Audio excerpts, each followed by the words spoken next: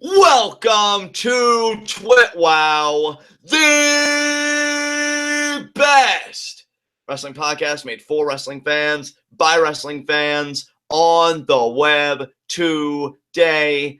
I'm John, that's my cohort and commentary, Ashton, and this is our NXT review.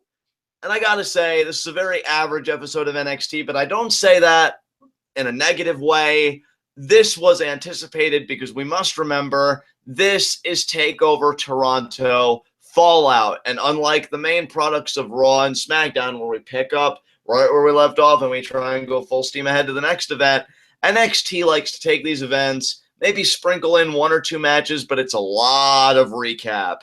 It's almost just like finalizing everything before hitting the reset button. So in terms of content, this was kind of a bare bones episode of NXT because really all the substantive stuff came from Toronto, which we had already experienced. So not really much to hold against this show, but not much to praise for it either. This was just a show that exists out of pure necessity.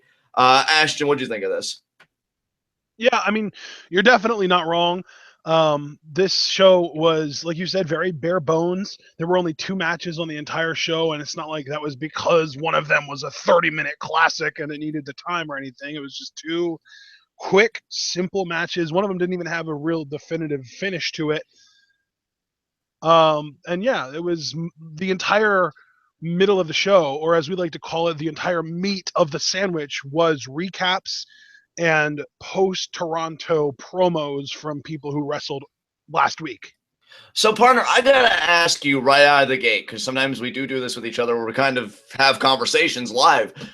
Is there anything you even want to say about any of that recap, or should we just focus on what happened tonight on NXT? Because either way, it's going to be incredibly brief, I'd imagine, because it's one of these episodes. So, how do you want to go about it? Well, I think that at the very least, I think that we can talk about the promos. We don't need to talk about the recaps, but I think we should at least brush on the promos because they were, at least somewhat substantive, if not relatively trivial. Right. Okay. Well, with that said, let's get right into it. Much like Lucha Underground for this case, I think we should just bypass Heat of the Night. I don't think there's really any point for a segment like that on a show like tonight. So let's just get right into our NXT review. And partner, how do we kick this baby off?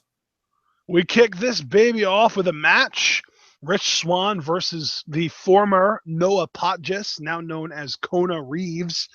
And, this was about what you would expect, kind of a little bit of David versus Goliath kind of vibe to it. And right around the time that Rich Swann hit a standing 270 leg drop on Noah Potgis, on Kona Reeves, the lights went out and Sanity's music played and they came out.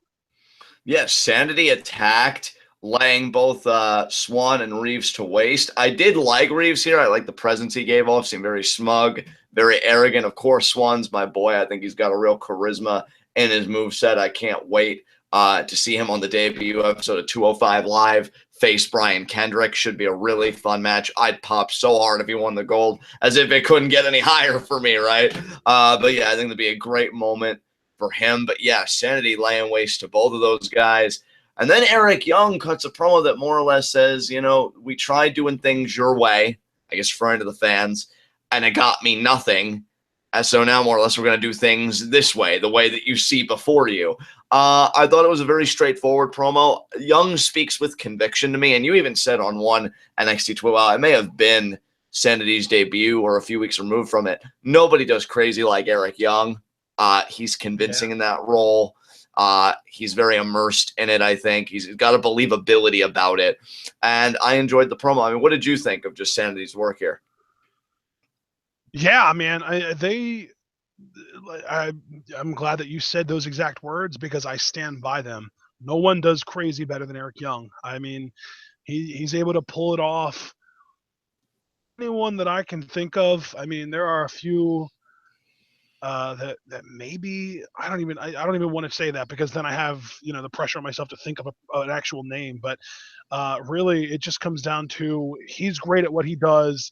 They're letting him do what he's best at, and he's taking advantage of it. And that is when you get, as far as television goes, is when you have someone that's really good at something, you have the higher ups letting that person do the thing they're best at, and they take advantage of it. And that's what's happening here. I really couldn't have said it better, man. So Eric Young states his case, but then No Way Jose comes out, checks on Swann. I like that sense of continuity there, even though the Dusty Rhodes Tag Team Classic is over. These were guys that forged a friendship, forged a team, a sense of camaraderie. They're buds. They're buds. Yeah, you know it. Because you can't handle this. No way. No way. Jose, you can't handle this. Wait, no, it's can you handle this? Yeah. No way. No Jose. There you go. There you go. So, it's a great team, great pairing. And we even said we wanted them to stay together out of the Tag Team Classics. I just think they're a very fun team. So I like that sense of continuity there. And No Way Jose pretty much saying, well, there's no way I'm going to let you get away with this. And I love this, too. He says, I don't want the puppets, because Alexander Wolf and Sawyer Fulton and Nikki Cross seemed like they were ready to step up, ready to fight somebody. Said, I don't want the puppets. I want the puppet master. I want Eric Young.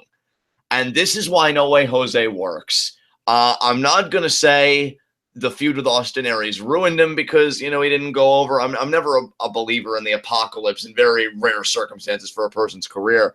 But this is why No Way Jose, I think, will continue to succeed no matter how many times he may be on the losing end of a feud, because he has that fire, that grit. Like, he's taken the fight there again, just immediately calling him out. Like, I want to deal with the head of the Hydra, so to speak. I want to go after Eric Young straight away. I like that. I like that he's not worried about taking out the underling. So great stuff from No Way Jose, great fire.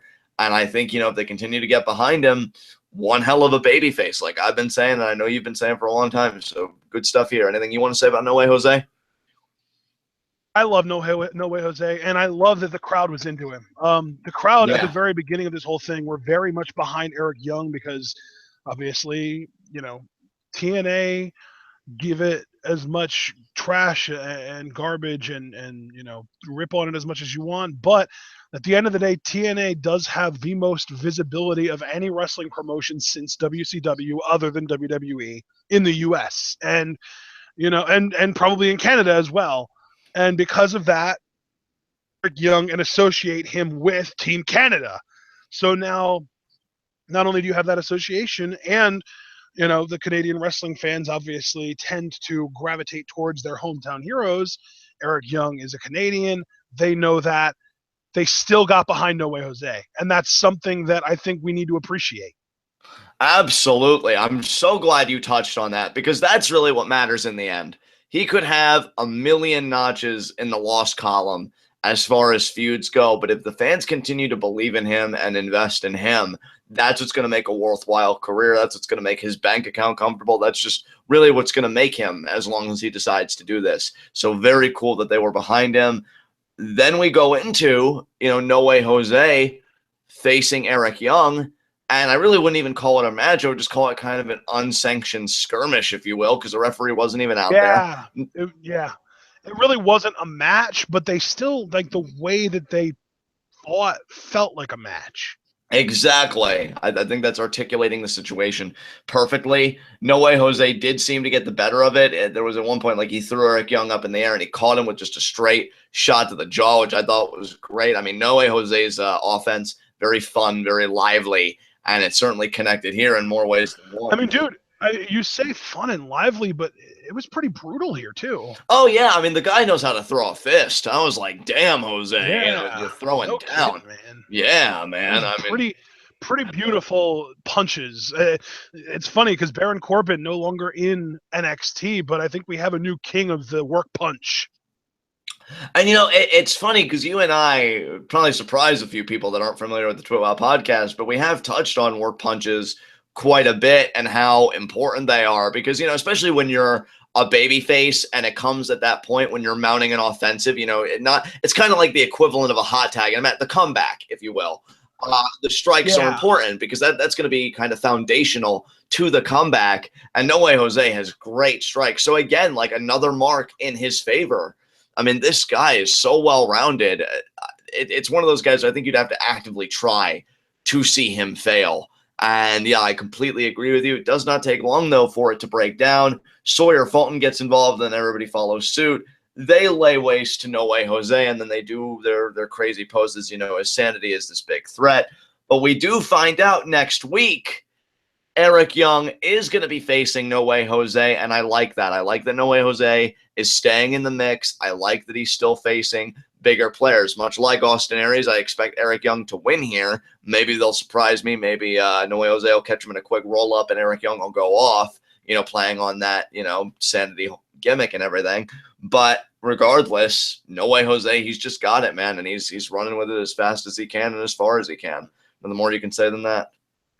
Absolutely. All right, so up next, we had a recap of the Dusty Classic finals, of course, this past Saturday. I can't even say last week because it was like 4 days ago. This past Saturday at NXT TakeOver Toronto. Of course, you and I and all of our fans know that the Authors of Pain did win. And then after the recap, we get a promo from Paul Ellering. Yeah, what did you think of this promo from Mr. Ellering here? I enjoyed it, man. I enjoyed it. I think that Ellering is the perfect mouthpiece for the new age of promos and talkers because he really does have that aura of mysticism and not really, just mystery about him where you just don't. And I think it's, we're far separated enough from the last time that he was prominent that people are unfamiliar with him, unfamiliar with his ways and his shenanigans and the way that he speaks and all that stuff. That bringing back Ellering for this role, I was behind it at first, and I'm even more behind it now that he's talking more because he does a great job with it. I mean, he just has a presence even when he's silent, and when he speaks, it just fits the mystique they're going for with the AOP perfectly. And he pretty much just says, Dusty Rhodes Classic, that was just another step. Now the dominance continues, and you have to imagine Ellering, like, the next goal is the NXT Tag Team titles. And with how impressive the AOP's been and with how they've been booked, I mean, I can either believe that they lose the first time but definitively win it the second time, or they just go straight ahead and they win it the first time they get a crack at it, thus building the dominance. Because what I've liked about the booking is, especially in the Tag Team Classic finals, we know they're vulnerable, and you even get glimpses that they are beatable. But at the same time, they continue to learn and grow, and that just goes side by side with the vulnerability. So even though you might get glimpses that, oh man, they can be beat, it's not enough right now because they're just getting better and they're putting more and more of it together. And with a guy like Paul Ellering at their side, they are a legitimate force without just subscribing to all the cliches of being a legitimate force. And that's why I'm really digging AOP right now. Yeah, brother. So then we got a second, not a second recap, actually. Then we got an actual new segment where we got to see Billie Kay and Peyton Royce in the back trying to find a new partner. They walk up on Daria Berenato shadowboxing and ask her if she will join them. And she says, yeah, I get to beat people up. Sure, I'll join you. Yeah, very succinct, to the point. I've got more to say about Daria, right? That I don't want to pull a whole Champa with this. It's Daria Berenato, right? Okay. Correct. I have more to say about Daria in the main event. For now, though, this was fine. I mean, certainly serviceable. We knew Billie and Peyton needed a partner. Daria was there. I mean, kind of, exuded this intimidating presence while shadowboxing. And I liked how they kind of exhibited timidity in approaching her, but they got the job done. So it was a serviceable segment for sure. All right. And then we had an interview with the three of them. Dasha Fuentes interviewing all three, Billie, Peyton, and Daria. The Aussie girls consider themselves to be the cool kids of the NXT women's division, and you don't get to sit at the cool kids table without being invited. So they invited Daria to sit with them, and Daria doesn't even say anything. She just continues her shadow boxing. Yeah, and that's just it. I mean, a very straightforward heel promo from Billie and Peyton. We're the cool kids of NXT. Everybody else is a loser, but Daria gets to be very privileged and work with us tonight. Very by the numbers, but good delivery. And that's what makes even by the numbers very entertaining to listen to. So good stuff. Exactly. When you nail by the numbers, it can still be good. Exactly, partner. So then we get a Tye Dillinger promo. We did get, of course, a recap of the match that he had with Bobby Roode at TakeOver Toronto, and then he cuts a promo. And I just want to say this was kind of reminiscent of Dolph Ziggler, but maybe not as self-deprecating, because he kind of ends this promo on a very hopeful note, and kind of this idea that the fans didn't give up on me, so I shouldn't give up on me either. And even though he might have had a setback, he's still the perfect 10, and he might have lost this time, but not next time. And then he repeats himself with not next time. See, this promo right here, and I'm going to say it, this promo just embodies everything that I think WWE wishes Dolph Ziggler was as a babyface. Because there was a long time I was a huge Dolph Ziggler fan, especially like the years, I think, like, 2009, 10, 11, like those early years. Like, I was really, really behind him. But, and you guys have heard me say this criticism before, I really can't stand his promos anymore, because it's just the same thing. Oh, I'm really good. Or, oh, I lost, but I'm so good. I don't understand. And like all this stuff. With Tye Dillinger, yes, he is a perfect 10. But here's the things that I like. Whoever he faces, he takes something about that person and he works it into his promo before bringing it back to himself about being a perfect 10. And in this promo, it wasn't even, but I'm really good, but if only I got a chance. No, Tye acknowledges, hey, this was my chance tonight. This was my chance to get to the next level, and I blew it. Like, I lost. And that honesty, he's not trying to hide behind anything. He even says perfect 10. That's not arrogance, that's confidence. And when you hear his story, yeah, you could see why the guy needs confidence, because he doesn't want to slip back into that, that first run. And that's what I think just makes him so much more likable, so much more believable, so much more relatable than Dolph could ever hope to be. I mean, Tye is it. The moment he gets called up, I mean, to me, and I hate to be harsh, but I'm in a mood tonight where I'm just really honest. Dolph would be lucky to have a job when Tye gets called up, because tell me one thing that Dolph does that Tye doesn't do. And I guarantee you, yeah, like, what is it? Because everything, and not only can he do everything that Dolph does, he does it so much better. Yeah. And this promo alone proved it. Tye, for all the jokes I've made, in all sincerity, he is fucking awesome. And I still want him to be in the main event, and I still want him in that NXT championship picture. I hope this is a long con with Tye. Maybe that prediction of the championship finding its way to Roode and then finding its way to Tye will bear fruit. But, whether it does or it doesn't, this man is criminally underrated still, I think, in a lot of circles, and I can't wait to see him get his due. Really good stuff. Yeah, and that's why it frustrates me so much when I see people say, oh, Tye sucks, Tye's a loser, or whatever, because, like, I feel like I'm on an island when I say that I don't judge people based on their position in the company. I don't like to say, oh, that person is a jobber, they lose all the time, so they suck. I look at not their resume, but their skill set. I look at what can they do, what are they good at, what can you see in them. And it's funny because, John, you and I heard a lot of this from Dan Quinn, who is the brand new from last year, the Atlanta Falcons head coach. I want to know what a guy can do, or what a girl can do. What are they good at? What are they able to do that makes them worth, having around and being on the roster and giving time to?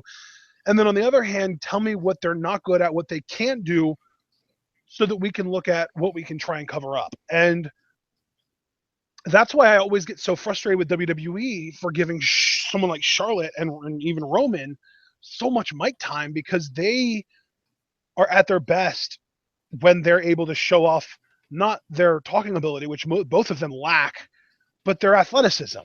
And with Roman Reigns, it's the brooding badass who speaks in sound bites that hasn't really been seen since like 2014 at this point. And with Charlotte, it's, in NXT, when she was really at her best, she didn't really cut promos. And even when she did have the opportunity to talk, she didn't do well with it. She was never a good promo. So when they have her out there cutting 15-minute promos in the middle of an episode of Raw, lulling the crowd to sleep, yeah, it frustrates me. But not because I hate Charlotte, which I don't hate Charlotte. I just wish that she wouldn't have as much TV time and promo time as she had. But Right. when I don't hate her. I hate the way she's used, and it's the same thing with Roman Reigns. I hate the way he's used. I wish that rather than pushing him as this smiling generic baby face, that they would have him be, like I said, this silent, dark, brooding badass who speaks in sound bites. That's what works with Reigns. So, and you could even go as recently as Peyton Royce and Billie Kay. When they first debuted, they were opposite. Billie Kay was the babyface, Peyton Royce was the heel, and I hated that because I know that Billie Kay is an amazing heel, and we're seeing that now. And I know that Peyton Royce is an amazing babyface, and I would say we're even seeing the opposite of that now because I think is over the top and kind of corny as a heel right now. Now she's still not bad, but Right. she clearly struggles more with being a heel than with a face. Well, like it really comes down to what is the person good at and how can we emphasize that, and what are they bad at and how can we hide that. That's all it is. And when we come back to the subject at hand, which is Tye Dillinger, there's really not much he's not good at. He is Yeah. a great talker. He can garner sympathy with the best of them. He is an excellent in-ring worker, and I mean worker as in being able to get the crowd invested in his matches. He's also a really good in-ring technician, which is, I want to make a distinction between those two because Natalya is a great technician but a horrible worker. Right. It's a difference. Being able to execute moves smoothly is one thing. Being able to get a crowd invested in your matches is another. Tye can do both. And I think that the WWE and Tye, I think he's like 35 years old now too. He's been around for a while and he's really never gotten a proper push that I think someone of his talent level should have gotten a long time ago. When I look at Tye Dillinger, I see a guy who in Lucha Underground, for example, probably would be a main event type guy. He probably would be almost similar to like a Johnny Mundo, but as a babyface, because he would be cocky and arrogant, but he's charming. There's something about him that makes him stand out in a crowd. And WWE, no. You're gonna lose to this way bigger star in Bobby Roode, even though he's never been an amazing talker. He's a good technician, but not an amazing in-ring performer in the sense that he gets the crowd super into his work. Like, yeah, sure, whatever. He's 6'3", so he's taller than Tye. But what else can he do that Tye can't? And the answer, in my opinion, is nothing. Exactly. I mean, you want to talk about a guy that's a complete package. To me, Tye Dillinger is that. And even hearing that promo in Toronto again, it's like you could maybe try and draw parallels between that and a down in the dumps like babyface Ziggler promo. But to me, I never got irritated with Dillinger. If anything, I felt for his plight. I felt the gravity of his loss. And if you're talking about the people that I'm eyeing the most post Toronto, albeit in different ways, I mean, the Revival is one because you have to imagine a call up, but on that list too is Tye Dillinger, because I'm just wondering, where do you go from here? What do you do next? And when is this guy going to finally get his chance at the freaking main event? Like, I'm just waiting for it. He's so good. There's no reason not to do it. So that's all I want to say about Tye's promo. It was excellent. Absolutely. So up next, we had a tag title match recap and then a DIY promo. Again, very emotional promo. Ciampa coming right out and saying, I love this guy, referring to Johnny Gargano. And they just reveled in it. They love being tag team champions. They talked about the work that it took to get here, and that this moment is just everything to them. Again, it's not really a promo with anything too significant or substantive. It's just baby faces that you took that climb with. They reached the apex of their division, in this case, the NXT tag team titles, and you're just experiencing a glorious afterglow. Glorious! But, I mean, you get my point. They're reveling in it. They're enjoying the spoils of victory, and it's good stuff, man. It's good stuff. Yeah, absolutely. So then we got a women's championship match recap and then a Mickie James promo. And yeah, this was, probably the weakest promo of the ones that we saw tonight. And she kind of realized when she said things that contradicted something that, oh yeah, I guess I did kind of do that or whatever.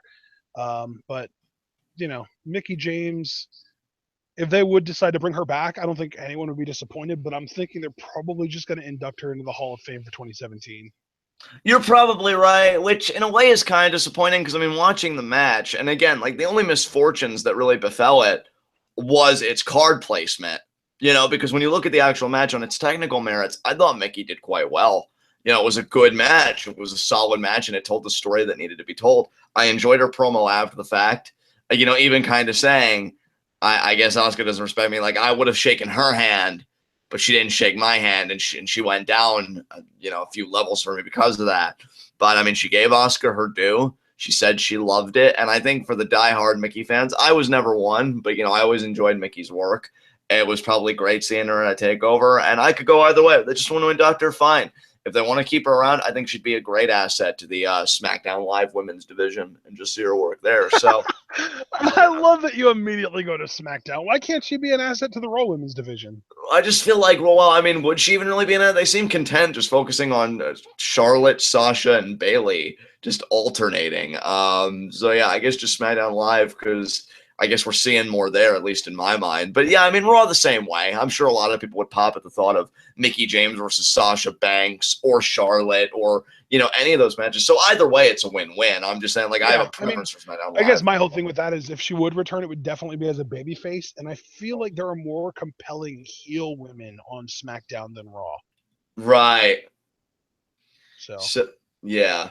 But yeah, good stuff from Mickie, and that's all I can say about that. Okay, well, then we had a world title match recap and then a really quick Nakamura promo where pretty much he just says he wants his rematch with Joe as soon as possible. Did you see the original exclusive they had on the YouTube channel with Nakamura? Because this is actually a different one that I was privy to that we saw tonight. The original one saw him sitting like back against a wall. I'm guessing in like a hallway or something or a corridor. And they try and approach Nakamura, and he says, "Leave me alone, just leave me alone." Like really like frustrated and irritated with himself because, he just lost the NXT championship to a guy that almost took him out. So it's like a loss of the utmost gravity. And that's why with that promo that we heard, you notice that the guy starts with by prompting Nakamura is now a better time to because of that segment earlier, but they didn't show that. They showed this one. And Nakamura just very quickly says, I want a rematch with Joe as soon as possible. And, that I think is cool. Shinsuke is another one. You were just talking earlier about people that weren't best talking in sound bites. That's Nakamura because he has a mystique about him that just carries him everywhere, and he backs it up. That's the important thing. This isn't a guy that needs to cut freaking soliloquies on the mic because he has an atmosphere all his own, and he validates it with how he works in the ring. So good stuff here from Nakamura. You keep it simple, and it pays dividends, and it certainly did here. Absolutely. All right. So then we get to our second and final match of the night. Liv Morgan, Aliyah, and Ember Moon versus Billie Kay, Peyton Royce, and Daria Berenato. The only real notes that I have in here are that I absolutely love Billie and Peyton's new attire. It looks great. And you could really tell how green Daria is in this and that she still needs to learn how to throw strikes and do things that are worked rather than just kicking someone and hoping they sell it for you. I do agree. I was kind of, maybe that's the reason why, because I was getting ready when we got to this to make criticism. I wanted to kind of see her do more, but maybe that's exactly why she didn't, because her ability is still in its infancy. Like, we don't really know what she's going to turn into. Is she always going to be like green and horrible and just known as like this horrible worker, or is she going to blossom into something? If she does, I'd like to see her be something like the Ken Shamrock of the women's division or something. Just this striker and this takedown and maybe get a submission. I'm not saying you have to go full-blown ankle lock, but just something, where like she rips heads off and she's fierce. I think that would be great, play up that MMA background more. But, obviously smooth out the edges first before we make such a commitment. Love the heel work from Billie and Peyton towards the end when they realized it was a lost cause. So helps Peyton does Billie, back to the ally corner, then grabs Daria and gets her in the ring. And then Billie leaves with Peyton. They walk up and Daria is just confused, like, wait, what's happening? What's happening? and turns around to a total eclipse from Ember Moon, the top rope stunner. Oh, is that the official name for it now? Either it was like Eclipse or Eclipsed or Total Eclipse. I just know Eclipse is in the title, so I'm just working with it. So we get a flow here. So yeah, I'm just calling it Total Eclipse at the time being.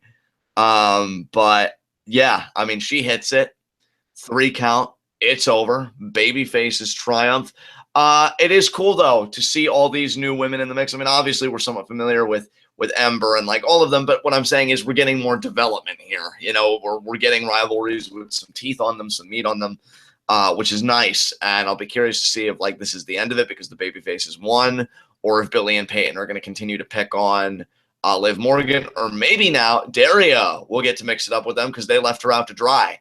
So, you know, maybe now this will be kind of putting her feet to the fire and seeing how well she can do. But it's nice to see that this division is really getting attention now because Asuka's been saying nobody's ready for Asuka. Well, when you have nobody, that's the perfect time for creation and beginning anew. And that's what I think we're seeing with the women's division. And it was on display here tonight. So good stuff. Solid main event. And yeah, that was the fallout of TakeOver Toronto. Yeah. All right. Well, that was the end of the show. But in the closing moments, we did get a very special announcement that Nakamura versus Joe for the NXT Championship would happen in 2 weeks in Japan. Yes, that is big. That is big. And you know something? I'm already tempted to say Nakamura is going to get the title back. We'll see. We'll probably have more intense conversations about it as we draw closer to NXT in Osaka, Japan. But yeah, great announcement there. And that's the end of the show. So on to our next segment, high spots and low shots. I mean, I'm going to say that my low shot is No Way Jose, because I give the guy all the credit in the world, you know, calling out Sanity. And even for a bit, like he got the upper hand, but he did fall to them in the end. The numbers game proved to be too much. To be fair, though, he didn't call out all of Sanity. He called out specifically Eric Young, and then he had to deal with all of Sanity. And that's where I have to give credit to Tom Phillips, because Tom even said, you know, you call out one member of Sanity, you're practically calling out all of them anyway. So whether No Way Jose individuated them or not, it was going to be the same result. Not saying you're wrong. I'm just saying that's the Sanity mentality. And that caught up with Jose tonight. So I've got to say, as just a victim, he is my low shot, though I love him to death. He'll bounce back. Yeah, he will. He'll bounce back. All right. So just going to keep it simple. My low shot's going to be Daria Berenato, because she's the only other person that really kind of lost a match tonight, and she got hit with the O-Face. I'm just going to stick with that until we get an official name. Yeah. And, you know, she was all excited about beating other people up, and she ended up getting beat up herself. So, yeah, total loss for Daria tonight. Exactly. I mean, hey, I completely agree with you. High spot. I wish I could just make Johnny Mundo my high spot again for this NXT crossover. But I mean, did anyone really win more than him tonight? No, they didn't. But no, I'm gonna be serious. My high spot. You know, it is kind of a toss-up because there were real success stories tonight. But you know what? I'm gonna go with my girl Ember Moon, because she led that team to victory. Aliyah, Liv. I mean, you're good, but compared to Ember Moon, you ain't shit. You know, you knew what you had when you recruited her. And she brought it home, you know, like she's. They didn't even need to recruit her. She just showed up. Exactly. Yeah, she just showed up because you know why? It's her time. That's right. So Ember Moon. She makes the calls. Exactly. See, you get it. But yeah, she's my high spot. What about you, man? Yeah, I guess I'm gonna have to go with Eric Young as my high spot, because he got to deliver that sick ass wheelbarrow neck breaker twice tonight, and it looked phenomenal both times. And he and Sanity stood tall, and he got to get his message across, cutting that awesome promo. So yeah, Eric Young had a pretty damn solid night tonight. I'll tell you what, if Nakamura does get the belt back, I think Eric Young can really slowly build that credibility, if for no other reason. He has the numbers. You know, and I think maybe that could overwhelm Nakamura, if anything. But he has to get the belt back first, and that's going to happen in Japan. Well, that's what I'm saying. If he gets the belt back from Joe in Japan, already thinking about babyface heel dynamics, because that was the conflict we had before, right? Like, who could face Nakamura? Well, if we have to return to that conundrum, I'm already thinking, well, Eric Young's looking pretty damn fine right now. Hideo. Yeah, I mean, one would hope, man. One would hope. Can't wait to see Hideo again. But with that said, is there anything else you want to say All about those NXT tonight? pricks talking about how, Hideo getting injured again is the end of his NXT career. He's never going to win the world title now because he's injury prone.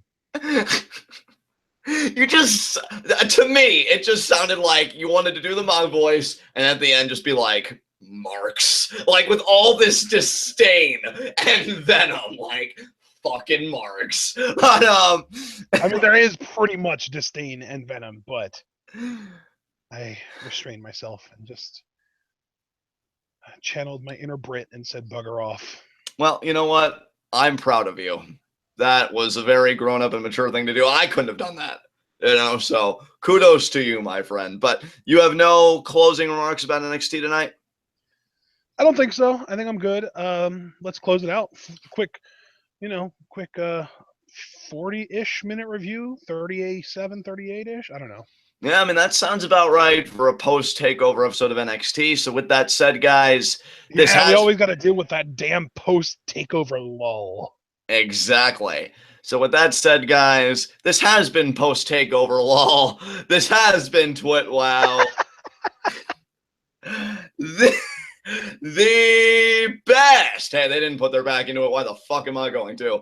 Wrestling podcast made for wrestling fans, by wrestling fans, on the web today. I'm John. That's my cohort and commentary, Ashton. Guys, in all seriousness, be sure to comment, subscribe, and like the video. YouTube's algorithm is ass. They're like, oh, you've got to get all the likes so you can be the top search result. Well, challenge accepted, YouTube, because when you're the best at what you do, you're bound to get your likes and you're bound to get your placement where you belong, at the head of the table. So be sure to leave the like on the way out. The thing is, like, and that's the crappy thing is that, like, if you actually do want to get ahead in YouTube's algorithm and you do want to get those likes, you have to ask for them. Like, people in general don't think, oh, I'm going to click the like button now. You have to remind them. Be like, hey, guys, by the way, we really appreciate it if you help us out here, because it's just not something that people think of because people aren't marks like YouTube thinks they are. You're so right on every count. I just get giddy every time you say marks. One of these days, I need to start using that weapon of mass destruction more often. Well, I just, before I die, which will be when I'm 250 years old, because I'll be sure to get hold of very advanced technology, thus, prolonging my lifespan. But, I do want a compilation video, much like Jesse Pinkman with the word bitch, of you just using marks and then sprinkling in a few of my usages in there. Because, that would just be amazing. So, yeah. You could even set it to the tune of, what's that song? Oh, damn, I don't know the name of it. But it would be like, Mark. Yeah, I get what you're driving at. The name isn't coming to me, but I definitely... Ode to Joy, right? Yes! Yes! I am on fucking fire tonight. Next level, people. Next fucking level. But yes. I would reach for the fire extinguisher, but I'd probably pull a Kevin Owens and end up shooting it in someone's face. Dude, don't even mention Kevin Owens to me right now, because you want to talk about I watched that highlight reel segment with him and Jericho. I have to mention Kevin Owens because we have a shirt to plug. We do, which I was going to get to, and you know what? I can tie that in. If you guys enjoyed the fucking highlight reel on Monday night, which I did, Jericho's fucking friendship goals, buy the t-shirt, because he's a father! Damn it! Volume 2, which means it's better than 1 in every sense of the word. Design-wise, guys, best shirt my cohort and commentary here has ever made. I mean, it is gorgeous. It is in the blue, white, and black color scheme of Kevin Owens' current shirt. We beat him to it. We beat him to it. And it's fucking fantastic. It has got Parent Owens Parent, and of course the trademark, because he's a father. Damn it. But the it is huge on the back, thus paying homage to Chris Jericho, because they're going to get what? It. And that friendship, exactly. That friendship is fucking amazing. And you know what else could be amazing? You, if you buy the t-shirt. Now, I know what you're thinking. Am I just caving into consumer culture? I mean, probably. But it's for a good cause. It's for us. I mean, we're not Coca-Cola. I mean, come on. Help us out here. Buy a t-shirt. So, buy the t-shirt. Other two things I want to plug. Patreon. Asking for more money. But this, we have donor gifts. You know, we have things we can give. You can request a review, a live reactions, or both for the same event. We have a pay scale on our Patreon. I highly recommend everybody go check that out. Evaluate the price points for themselves, see what's attractive to them, get some show ideas.